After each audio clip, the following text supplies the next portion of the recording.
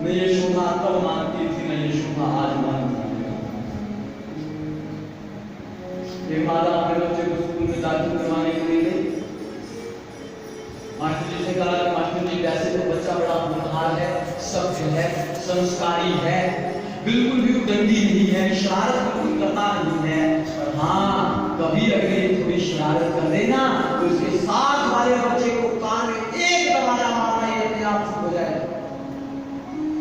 मतलब मेरा नहीं है, मेरा नहीं है। माताएं इस बात का पूरा बिल्कुल माने कि अपने बच्चों को डांटो, शौक से थोड़े डांटो,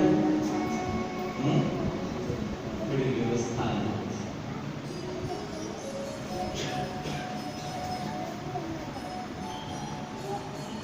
राजा परीक्षित ने कहा कि महाराज मुझे आपका अमृत नहीं पीना, मुझे तो ये सत्संग का अमृत पीना है।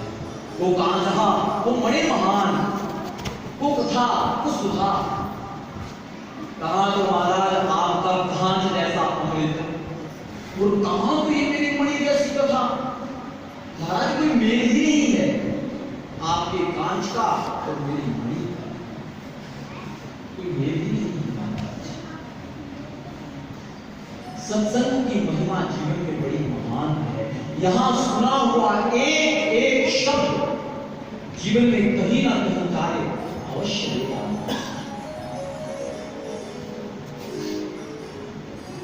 यहां बैठे हो तो सुनना और सुनो तो जीवन में उतारो। एक राजा था, बिल्कुल नास्तिक था,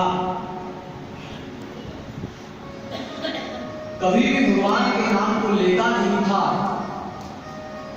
अपने बड़े बेटे को जब उसने राजगादी पर बिठाया तो एक ही प्रश्न उससे किया कि बेटा जीवन में कभी सत्संग सुनेगा? उसने हाथ जोड़कर कहा नहीं पिताजी, जीवन में सत्संग कभी नहीं सुनूंगा। बोले बेटा तुझे राज सिंहासन पर बिठाने की मेरी यही एक शर्त है कि तू जीवन में कभी सत्संग नहीं सुनेगा। समय बीतता चला गया, राजा का देहांत हो गया, पुत्र उत्तराधिकारी हो गया, राजा बनकर बैठ गया। अब वो भी वृद्ध हो गया। जब वृद्ध हो गया तो उसने सोचा कि पिताजी ने तो कह दिया था कि सत्संग नहीं सुनना, अब सत्संग नहीं सुनूंगा तो कल्याण कैसे होगा। पिताजी ने सत्संग सुनने को मना किया है, तीर्थ यात्रा करने को तो मना नहीं किया। राजा तीर्थ यात्रा के लिए निकला, नंगे पांव घर से निकला, तीर्थ यात्रा करूंगा वापस लौट आऊंगा। जो ही उसकी यात्रा एक गांव से गुजर रही थी कि अचानक उसके पैर में एक कांटा चुभ गया और उसी गांव में भगवान राम की सुंदर कथा हो रही थी। अब उसको पांव में से कांटा निकालना है, सामने कथा हो रही है, इसलिए पिता ने कहा है सत्संग सुनना नहीं, इसलिए दोनों कानों को बंद कर रखा है। अब पांव में कांटा चुभ गया है, कांटा चुभेगा तो चल कैसे पाएगा, और यहाँ रुकेगा तो सत्संग सुनना पड़ेगा। क्या करे, उसने जल्दी से एक हाथ हटाया और तुरंत कांटे को निकालकर हाथ पुनः कान पर रख लिया। इतने में उसके कान में बात पड़ गई कि देवताओं के शरीर पर रोम केश नहीं होते। पंडित जी कथा सुना रहे थे कि देवताओं के शरीर पर रोम केश नहीं होते। अब इतना उसके कान में पड़ गया और कान बंद करके आगे जब जाने लगा तो पुनः उसके पैर में कांटा चुभा।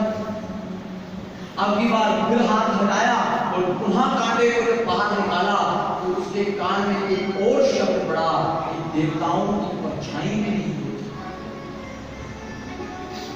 तीर्थ यात्रा करके जब वापस लौटा उसके एक मित्र ने सोचा कि भगवान के बारे में कुछ जानता तो है नहीं, क्यों ना इसको ठगा जाए।